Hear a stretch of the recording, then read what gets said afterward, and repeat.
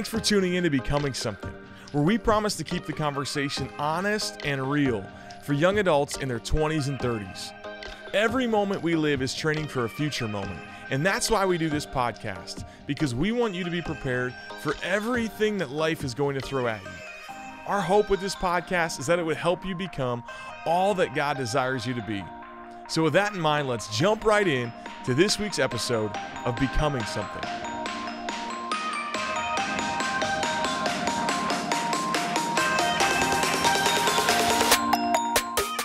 What's up, podcast world? It's your boy JP in the podcast studio with Kathy and Nate. We need like a Kathy and Nate.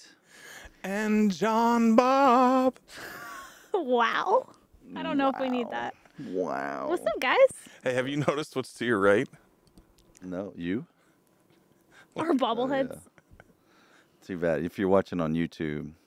They really got your Where gray do you hairs. Get, where do you? That's you're all I so- gotta That's say. so mean, Well, man. That's mean. They Where do didn't you- have to do that. Where do you get customized bobbleheads? I think it was And Etsy. And if we could just zoom in right here. What do you? I think you look like yours looks like Scott it Drew. literally- Literally Scott Drew. not you at all. We should give it to him. Which is we should. I mean, how would he feel about that? Hey, man, we're just so grateful you didn't move to Kentucky. Here's a bobblehead. Sorry, Here's a bobblehead that was supposed to be Nate, but looks more like you. It's been made in your likeness. guys. Oh, you say whatever you want, and then I've got something. No, I have very important. something. Okay. Did we I give had these it- away though to somebody? Yeah, Yeah, but we had two. I didn't know we had to. Yeah. Oh. Well, I had a dream about you guys last night. Dude, I had a crazy dream too. What Seriously? was it? Yeah, keep going. Oh. Well, in your dream, you guys came and picked me up, and we went on a BSO retreat, which sounded fun in my dream, but then I woke up and I was like, I don't want to. Like a BSO retreat with us three. In the dream, I was like, this is so much fun. I was like waving bye to Matt, like, thanks, Straight up. Matt. And then I woke up and I was like, oh, I don't want to go. Why? By myself with you guys. What? Why? What? That, like how? weird. JP, what's the interpretation of that isn't hurtful to us? Yeah. Y'all don't want to spend a retreat with me. Maybe if our spouses so came, that would be. I think here's the interpretation. If she has the freedom to be transparent and honest, she knows how much fun it would be Yeah. for us to get away. But she has the wisdom and discernment to want to be above reproach. That's right. And to not do that. Or she's just mean. No, could bring I Matt. yeah, that's what I'm saying. We could go with our spouses. It could be, yeah. And then I was reminded at BSO weekend when you were like, we should hang out more. And I was like, yeah, we should go to dinner. And Oh, you I were was like, just we being should go to kind. Mexico. No, I was just being nice. cool. I don't really want to hang out more. Like, Okay. this is totally, honestly, enough. Hey, Alright, I'm well, excited for our spouse's trip. Like, I don't want to be with you unless I'm being paid Okay, to be there. cool. I'm just teasing. I'm Thanks. kidding. Our spouses. Yeah, we're going on that Mediterranean cruise Oh, that you yeah. lined up. Shut up. Yeah. Dude, I thought you weren't gonna tell her. I didn't. I Y'all don't are know. I feel like. Cruel. Okay. I just always feel the need to say I love you guys. People are like, you're so mean, and y'all are so mean to each other, and you're so mean. I love these guys. We just are having fun, And maybe next year I'll get health insurance. and I understand that some sarcasm is sin. Hey, the determining factor if sarcasm is sin is if your words hurt someone, and you got to be careful. You got to make sure they'll Oh. be honest with you. That's interesting. What was your thing? Oh, my topic is we need to talk about stop the steal. What's that mean? Well, it had some 2020 election interpretations, but I'm talking about Stop this steal. yeah. The K-Love Podcast Awards. Yeah. All of a sudden I log into Instagram and I see like Annie F. Downs posting, "Oh, we've been nominated for the K-Love Podcast of the Year," and I'm like, Yeah. "Oh, we obviously have." I checked the DMs, I checked my emails, and I'm like, "K-Love, I would do anything." Like truly, I don't even know if this is an exaggeration. Don't say it. But to be at the K-Love Awards and to No. like win an award, Nope. I don't think this is going to work in your I favor, though, don't putting it like on to- the podcast, like 'cause to they're gonna be- feel like they can't elect you to now. be in the green room having my K-Love award, like my parents would finally be proud. They'd be like, Finally. "You did it." I don't know if they would be. Hey, this is a redo. This today.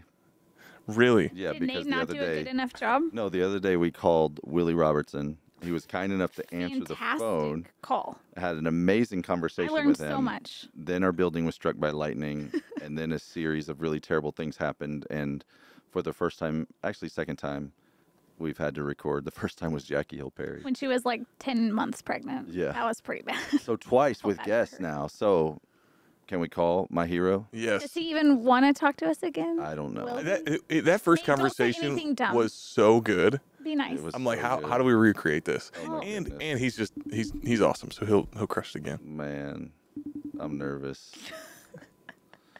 You think he yells at us? It's gonna be like, I'm so sorry. I wouldn't answer either if I was him. We should send him a bobblehead. Yeah. Oh. Yeah. Boo. Well, what do y'all want to talk about then? I mean, I could come up with something else. Like what? Like right now. So after we've had multiple emails on this topic since we released an episode on this. Yeah. At Be So Live, you said, "Hey, this generation needs to stop over spiritualizing things." Dude, I get a lot of Friday Q&As on that too. And people are like, "What does he know where it mean?" was coming from? People kept saying, "What do you mean by this generation needs to stop over spiritualizing?" And you actually talked about it with Grant a little bit last week. Oh, dude, that was a great episode. Talked about it. What? Oh, we replaced you last week with It's coming Grant. out. Wait, you guys did record? We did. Oh, wow. Now you know how it feels. We're gonna try Willie again, guys, one more time. Anyways. Hey, Willie answer? I wouldn't if I was him. I wonder, like, he was. Can I ask him if he's ever met Sadie? His book came out though. Gus Speller. Turning Darkness into Light, one conversation at a time. New York Times best-selling author Willie Robertson. I can tell you from experience of not getting it, that right there hard to get. is really, really difficult to get. So very, very hard. But yeah, Gus Speller, man, this book is so encouraging and fun, and this family is an amazing blessing to Christendom. What book is that? Mine was This Is How I Became Something, top 200 bestseller, Waco Trib. And it wouldn't be, I promise. It would not make the Waco Trib. There's no chance. Kathy Davidson, no comment. On the back.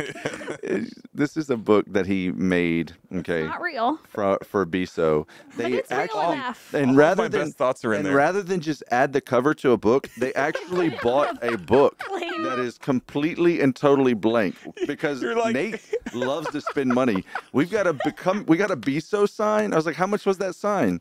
He's like $600,000. I'm like, what in the world? That's not true. But he did buy this book. Oh, I don't know, man. The untold story of staying humble amid overwhelming fame. Yeah. That's what it says. The untold story of staying humble amid overwhelming fame. Forwarded by John Bob Pokluda. Nice. Wow. Nate Hilgenkamp. People say I'm the most humble man who's ever lived. Yeah, Moses. So Moses said about you and Moses. Yeah, that's right. Oh, man. Well, now we're just stuck. I mean, y'all want to talk about... Should we just move on? I don't know what do you think, Spencer? You think we can get him or no?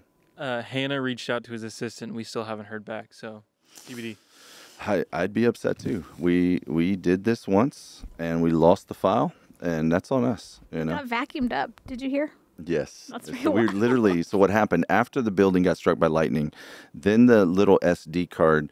We lost the SD card where the recording was on, and so we go on the security footage, the camera, and we actually see it fall out of the camera, and it's sitting on the floor. Then, a few frames later, we see the cleaning crew come in and vacuum it up. So that Spencer, whose voice you just heard, and his team is so committed, they go through the trash and the vacuum bags trying to find the SD card, and alas, it is gone forever. They had said if there wasn't a power outage from the lightning strike, then they could have gotten access to the security camera sooner and probably could have recovered it. So it was like everything was against us. Dude, spiritual warfare, because they don't want you guys hearing from Willie Robertson, and that's why his phone's probably not even ringing right now. Want to know more about spiritual warfare? I feel like someone should write a book about it. Yeah, it's coming. It's on The Amazon. cover looked It's awesome. out there, guys. Your story has a villain. Check it out. It's on Amazon. When's it coming right out? now? It just showed up. It's not out till January. But yeah. Anyways, it's on Amazon. That's all I'm gonna say. Go check it out. Your story has a villain. Okay, over spiritualizing. I'll have this conversation until we can get a hold of Willie. Great. The yeah, I think okay, this is a lot of questions in Friday Q&A are, is it biblical? Is it biblical? Is online dating biblical? That's like the kind of question. I'm like, of course not. Like, are you asking me if online dating is in the Bible? Because the internet was not invented back And I then. think what they're trying to ask is it sinful? Yeah. Or does it go against the scripture? Yeah. And so like that's one thing. And then it's just, and then the other thing you hear all the time is, hey, I sense that God wants me to, or do you believe in the right person, wrong time? And what, God is telling me this, God is telling me that. And I always just want to have the conversation of how is God telling you? I believe God speaks. I believe that he does. I believe, as we talked about last week, I believe that God can impress things upon us. But man, this generation is all about making too much of that at times. And so it's like sometimes I think we're afraid to say, I just want to change jobs. I just want to date you. I just want to break up with you. Like, don't blame all your desires on God, because you have a lot of desires that are not from God. That's interesting. There are things that you want that aren't from God. Like, as you delight yourself in the Lord, he'll give you the desires of your heart. But man, let's be honest, there's none of us that perfectly delights ourselves in the Lord. So we had a meeting yesterday, though, and in that meeting, you were like, "Hey, everything is spiritual. Everything is spiritual. Yeah. So if everything is spiritual, like, You can't shouldn't I read into over-spiritualize. everything? Like, God's sending me signs and No, I shouldn't read into everything is spiritual. It's not allegory. Like, meaning everything has implications for the spiritual realm, meaning every conversation matters. Like, you loving that person, representing Jesus to them. Every moment of your life, you're in a spiritual war. Like, there are demons and angels fighting a battle over the real estate of your mind and your heart and the choices that you make. And yet, I don't think you need to make too much of a, should I eat at Burger King or McDonald's? Like, it's okay. There's freedom there. The will of God is often a fence, not a sidewalk. Meaning, like, don't sin. Like, choose to glory him. We're ready? Willie's ready whenever we Oh, are. let's do it. I'm ready. That was great. Ready to rock. the question is, will he answer? It's not a good question. It's not a good question. I wouldn't have answered either. I would have done that to us too, because we deserve that. Hi. What's up? I know you're mad at us. I know we got. Hey, here's the deal. There's nothing I like doing more than podcasts, except for one thing: doing them again. So That's even better. I don't know what kind of operation we're running over there, but we'll clean it up now. If we're gonna be big time, let's be big time. the building got struck by lightning. Literally, it got struck by lightning, and we recovered it. And then the SD card got vacuumed up by the cleaning crew. We're It's doing the not best just we can. video and recording a podcast. It's the holding of it. That's the thing. part. That's Anybody can video. It's the holding. The not is where- dropping it on the floor. part. Yeah. Well, you didn't tell him that when we looked at the security footage, it was me with the vacuum, because I couldn't allow people to know that I've never caught a fish. Yeah. Like, that conversation. that was the there's best a conspiracy conversation. theory for sure. That was brought up. We need to let the people know that That- Nate admitted to never catching a fish. No, never been fishing. Well, no, I did go fishing one time with my father-in-law, and I did not catch anything. But I was Okay, so also you've really never- seasick, so Oh, you were on the ocean. yeah, I don't know if it's called deep sea fishing, but it felt like it. Where would you go? What's the ocean He south doesn't. of Alabama? How would he know? He didn't even. He doesn't. He's not even interested in it. Let's go. Hey, Gus Speller, it's out. Let's go. Come Wow. on, let's talk about this book.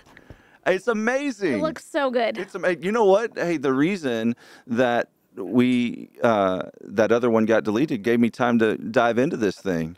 This is amazing. Maybe it was. I was thinking it was because someone didn't know how to fish, and so in a weird way of protecting your manhood, you destroyed the footage. But maybe it's of the Holy Spirit. Maybe this is what was meant to be done. Yes. So yeah, because now the book's out. So Yes. Hey, That's my only exciting. complaint about the book is I feel like the back cover should have been the front cover.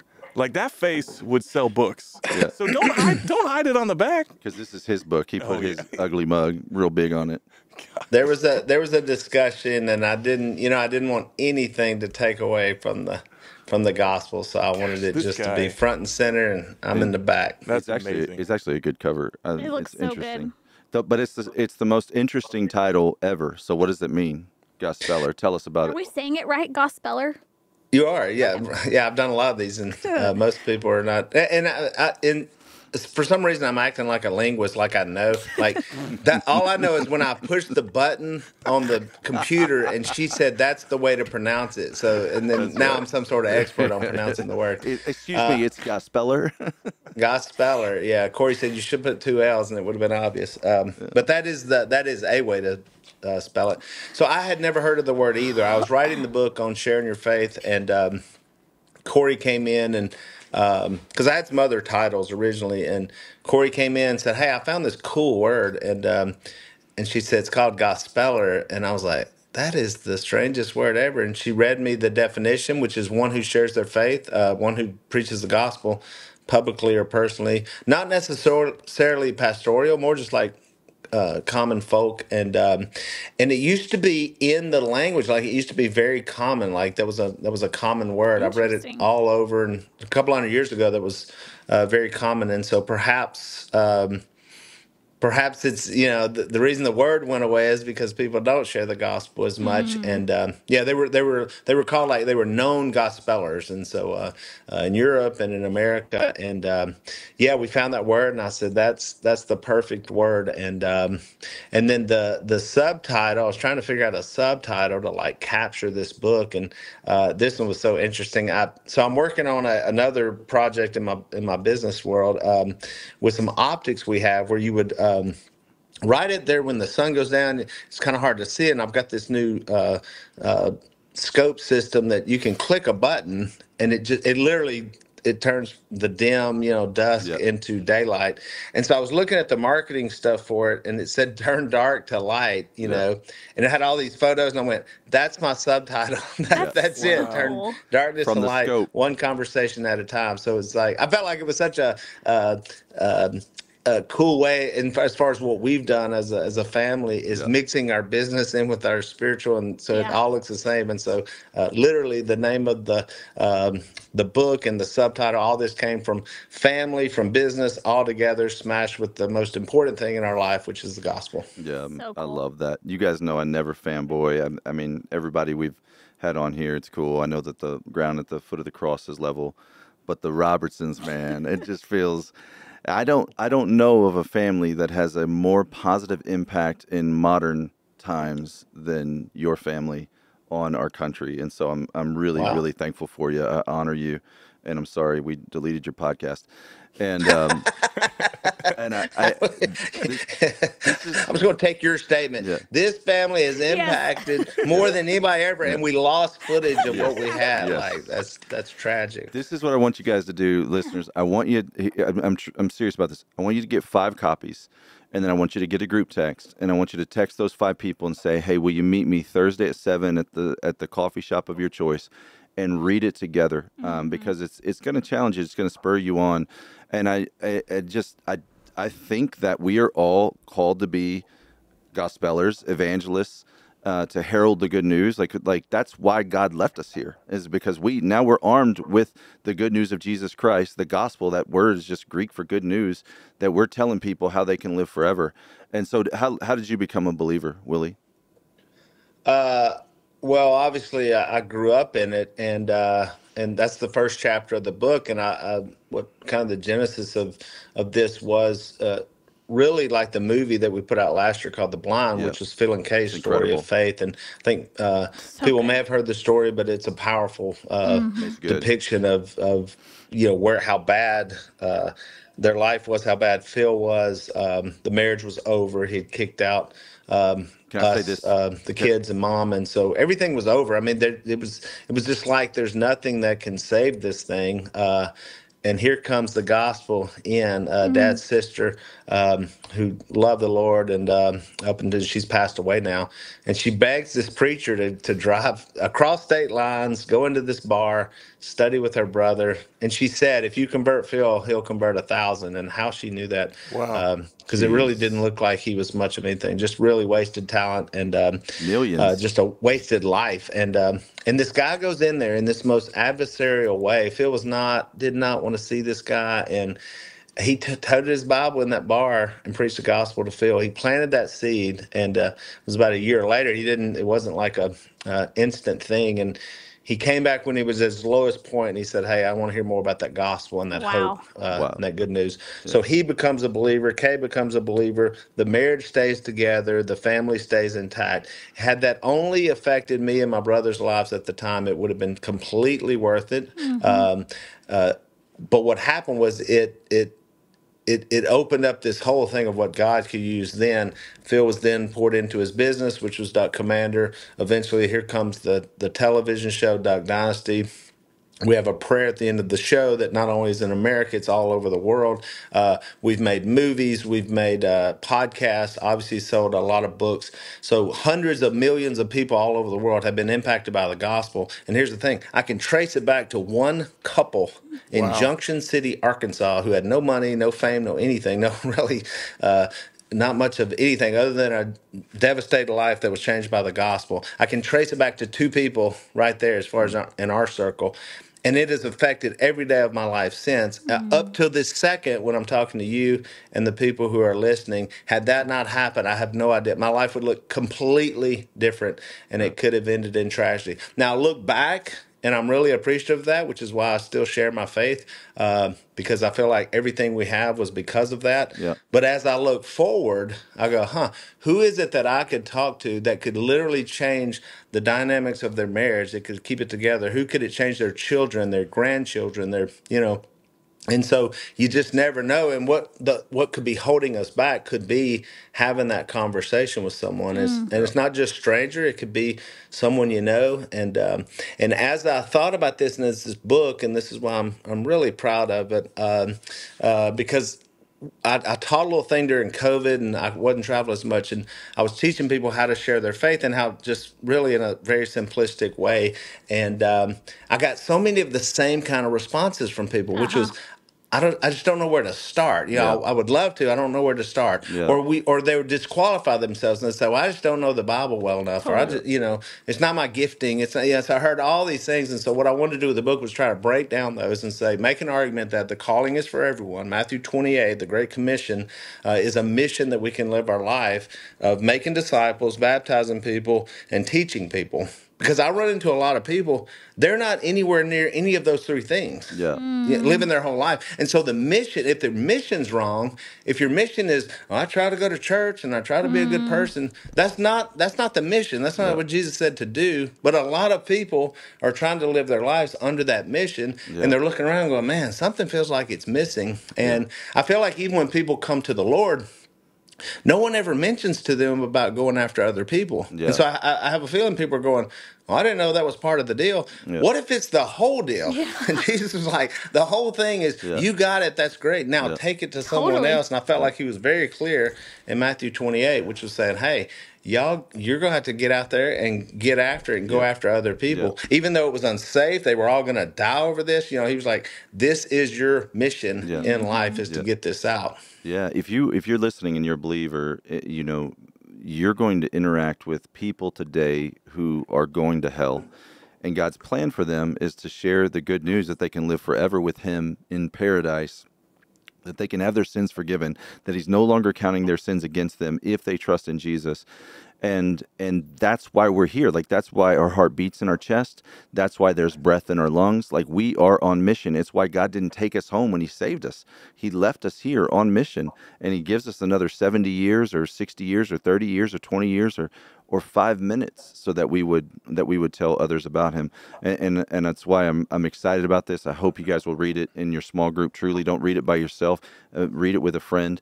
And I want to go back to The Blind, the movie, because Christian movies, there's some really bad ones, and this one is gritty.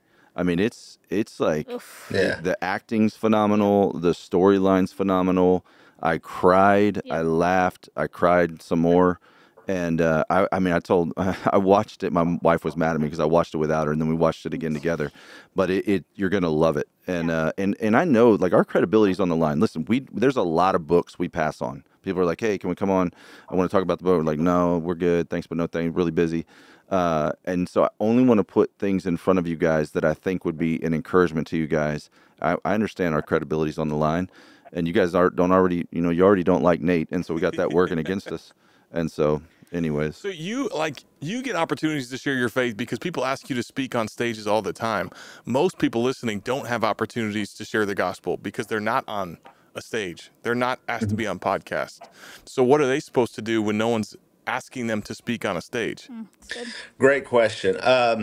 Okay, so let's go back to the book of Acts, which is pretty much where I live in that book. And so what I'm doing is I'm telling you a lot of the stories from especially the book of Acts, some from the Gospels, but mostly Acts, because I'm really interested in that in the Bible. I want to know what happened once Jesus left. What did they tell people?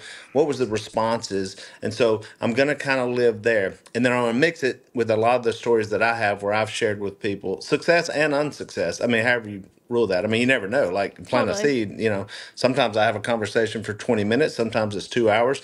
I've been talking to people for 20 years about this, like the same person, like, and I'm still there, and I'm still thinking of ways like, trying to figure that out. So let's go back to that. So in the big ways, I think the misnomer is, and this is part of the problem with Christianity as we know it today in America, kind of where we're at. We only think big. We're like, if it's not big, it ain't, it's not very powerful. And so we got to have big churches and big gatherings and big conferences, and that's where all this happens.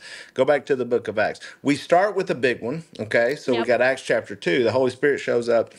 Acts chapter 1, I talk a lot about Peter. Acts chapter 2, bang, we had this big thing, 3,000 people come to the Lord, which is awesome.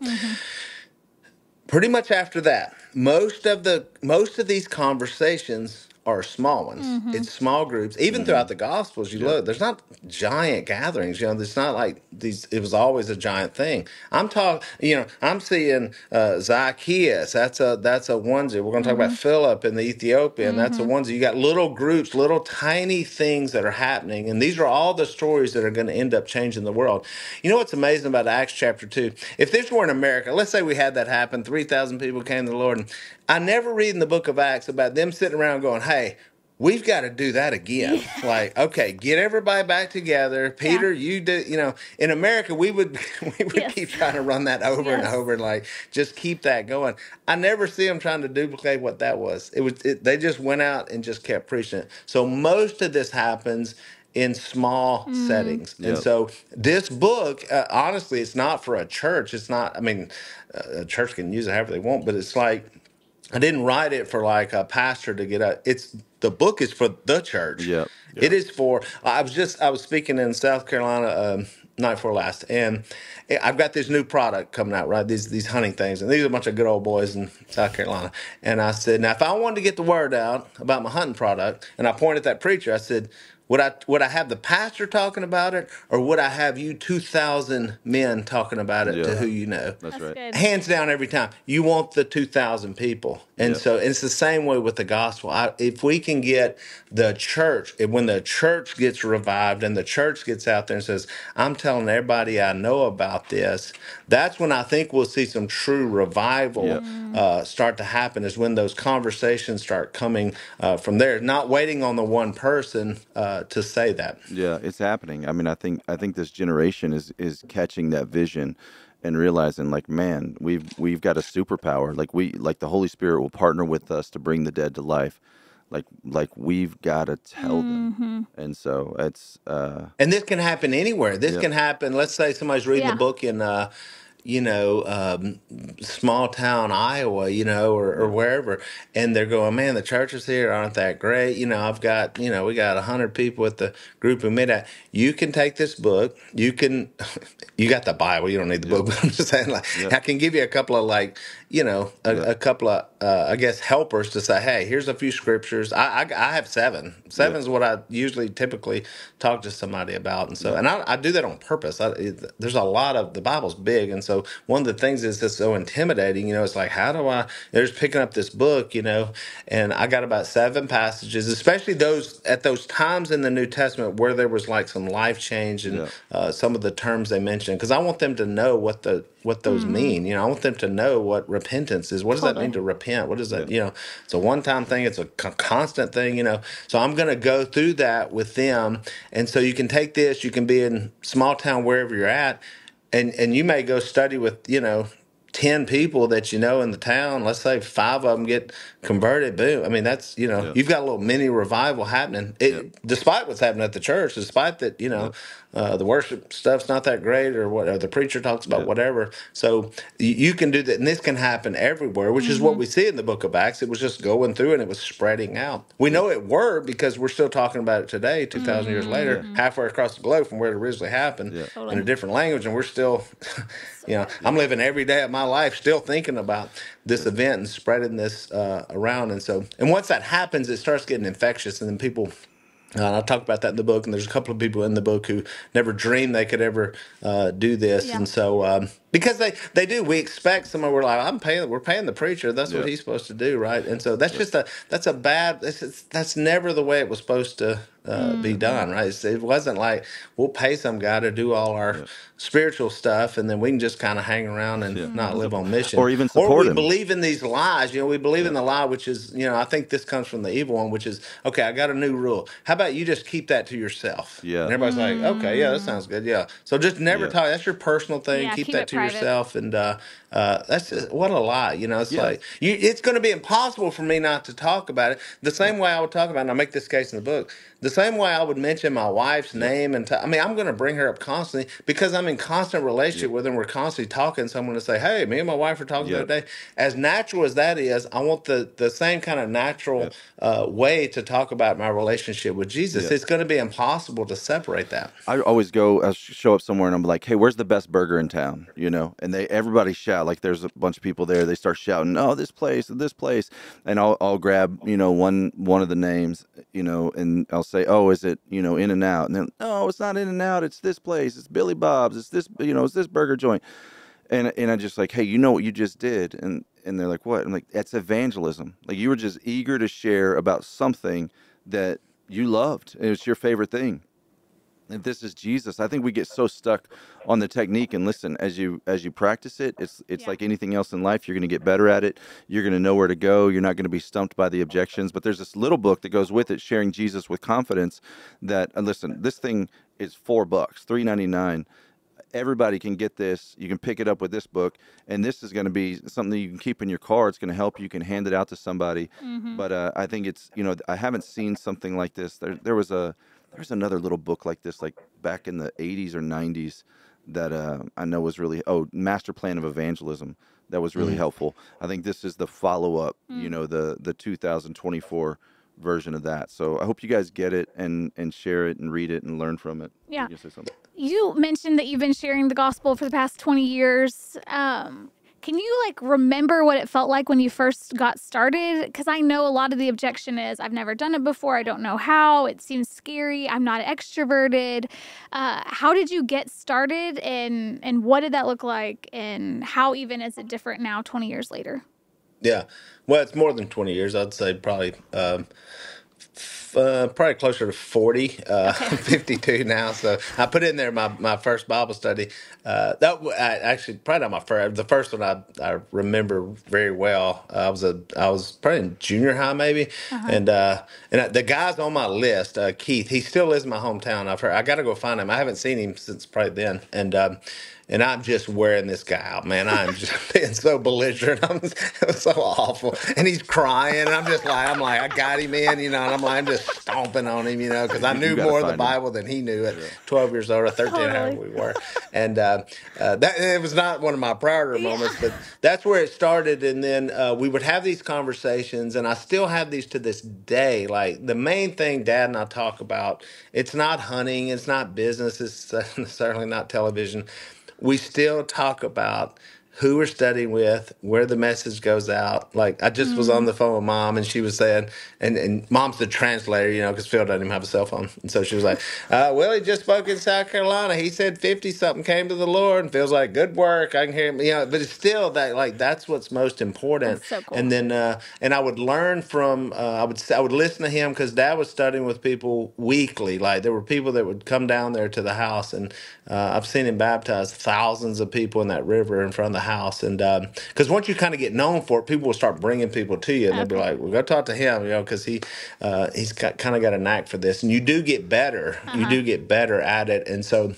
And then as I went to high school, we were like Jason and I were very evangelistic in high school. I remember we converted like 75 people or something in our youth group just in one year, and we were we were just, I mean, I was doing this every night. I was going to, I played basketball, so I was going to all these guys' houses, and I had my dudes like setting up Bible studies and just learning, man. We had a great youth minister who really empowered us, and so he would tell us to teach the classes. We'd have the small group on Tuesday and say, hey, you're leading it, and we were like 16, 17, and just jumping in there and getting after it. And then, and throughout my life, I've had times where it's more, sometimes less, but it's always there, and so it just keeps on. And then got that into business, and then it started, we were converting people in different ways, and then it did start growing to where you could do it in a bigger way. But most of the stories are small. I mean, now they're bigger because I'm able to share this and even put this book out, and it'll be amazing to hear who hears that. But yeah,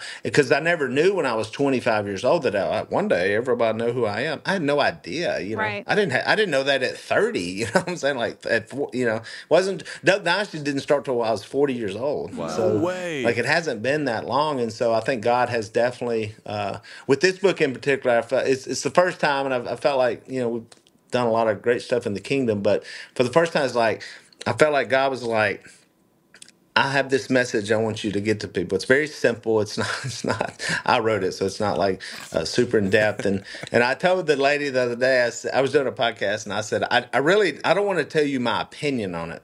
When I'm talking to somebody, I don't want to give them my opinion. Like, well, this is what I think. I just want them to read the Bible Yeah. and to make a decision for themselves. Yeah. And she goes, oh, no, you're not giving an opinion. It's just straight Bible. And so I read them the passages because it's the beginning of discipleship, back to my mission. It may be the first time ever this person has read a passage from the Bible and then applied it to their life. And so what I want to do is tie them to the Word, not tie them to me, tie them to the Word. You make your decision. If you make your decision for Jesus, now you're tied to the Bible. Wherever you end up, wherever you go, you're taking this with you.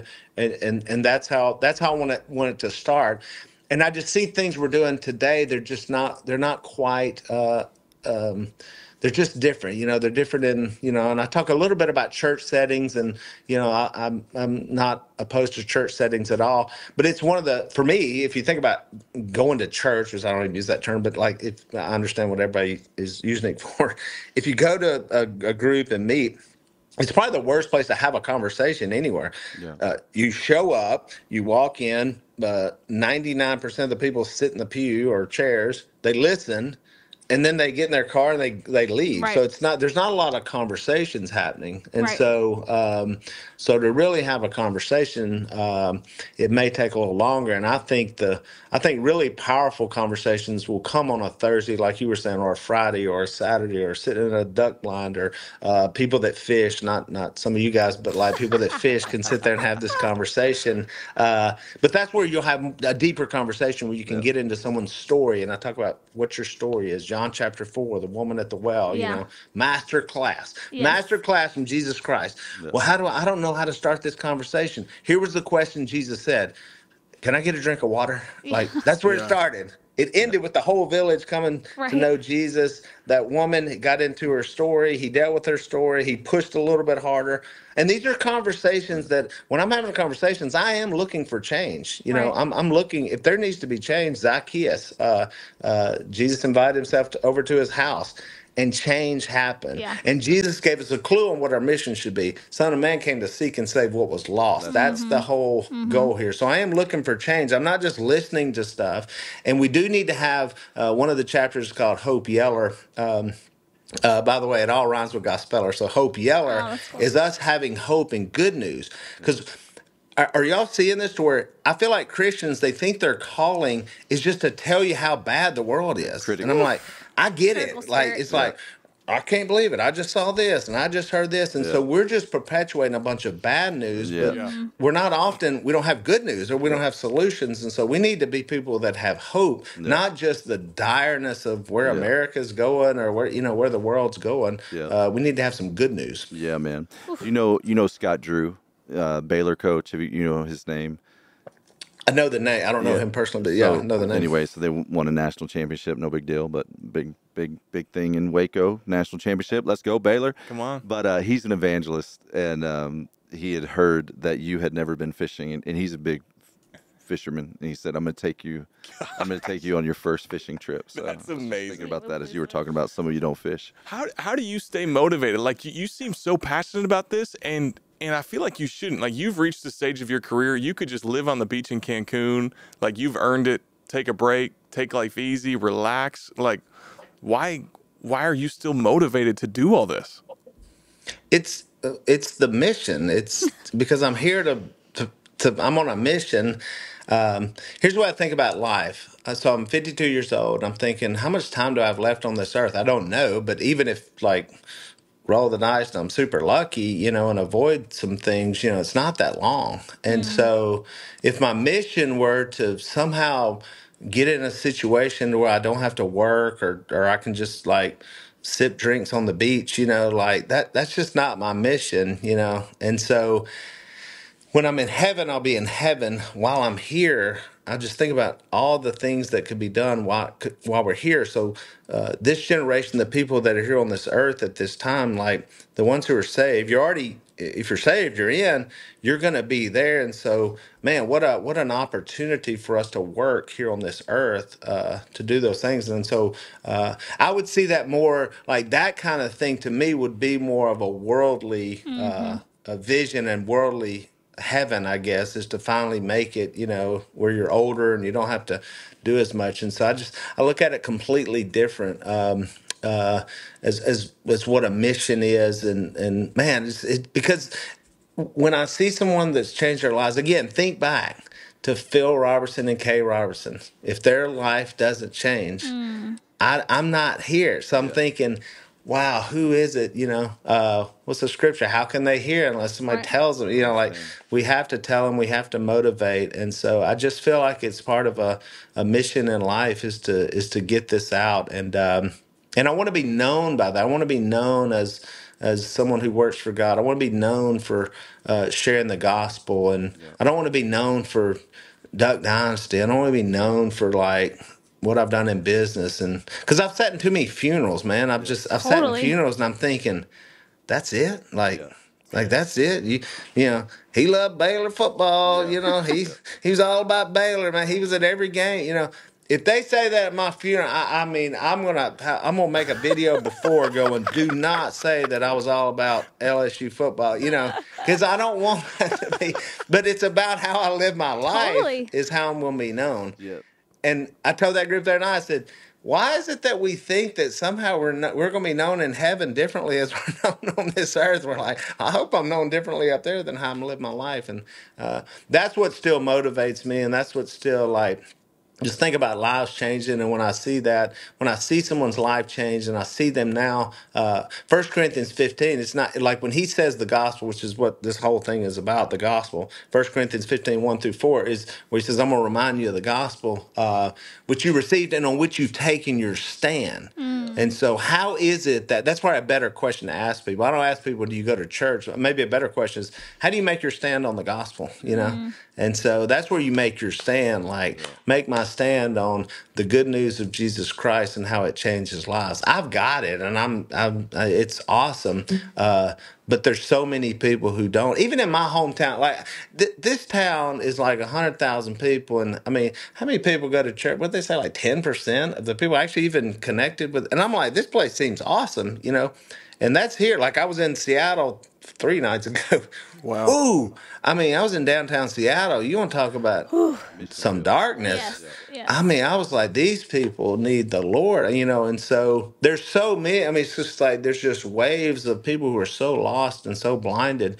And I just feel like sometimes, man, we sit around church, we just sit in our buildings and rant and rave about what's going on out there, but we ain't getting out there and getting after it, which is what they were doing in the book of Acts, which is why I think it's there. The model's there for us. The methods may be different. The message stays the same. The message is Jesus, the gospel, and what it can do and how it can transform our lives. The methods are different. If somebody reads this book and you may not do it exactly like I do, or read even the same passages I do, but it'll at least give you one way to do it. It's kind of like cooking, and I use cooking in there because I cook a lot. And so it's the same way, man. I could have this whole conversation with you guys if I was cooking a meal. I could still have the Wow. same.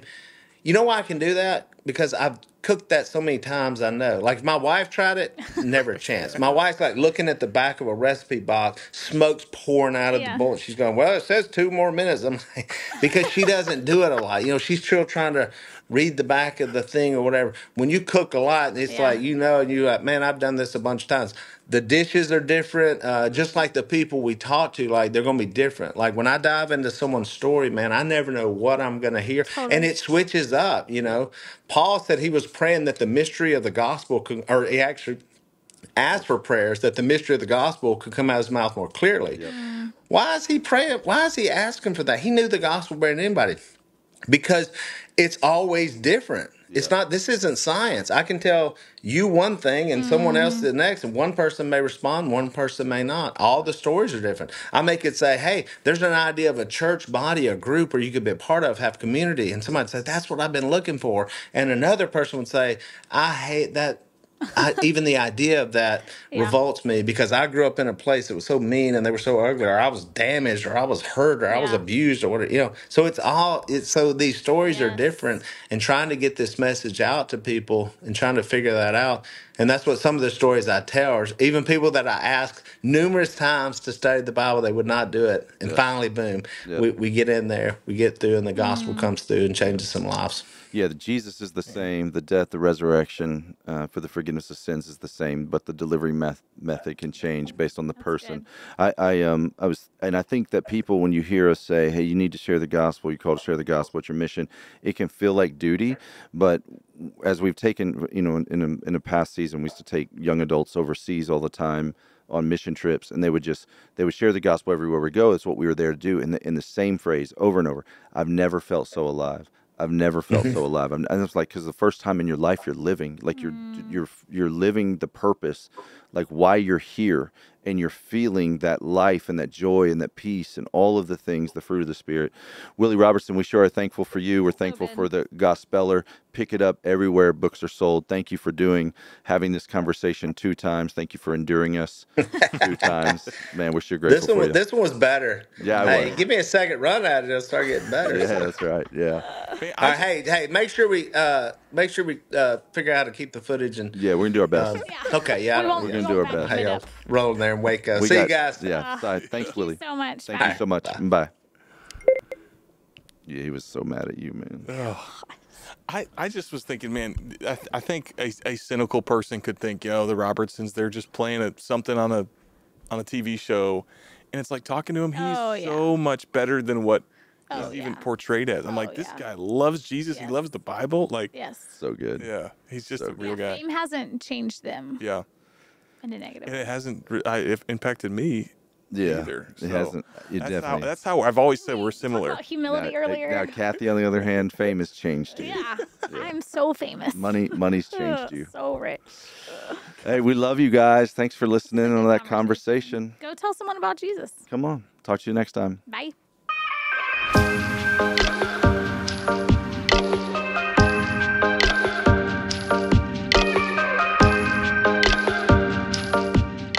Thanks for tuning in to Becoming Something, where we promise to keep the conversation honest and real for young adults in their 20s and 30s. Every moment we live is training for a future moment, and that's why we do this podcast, because we want you to be prepared for everything that life is going to throw at you. Our hope with this podcast is that it would help you become all that God desires you to be. To find out more, visit becomingsomething.com.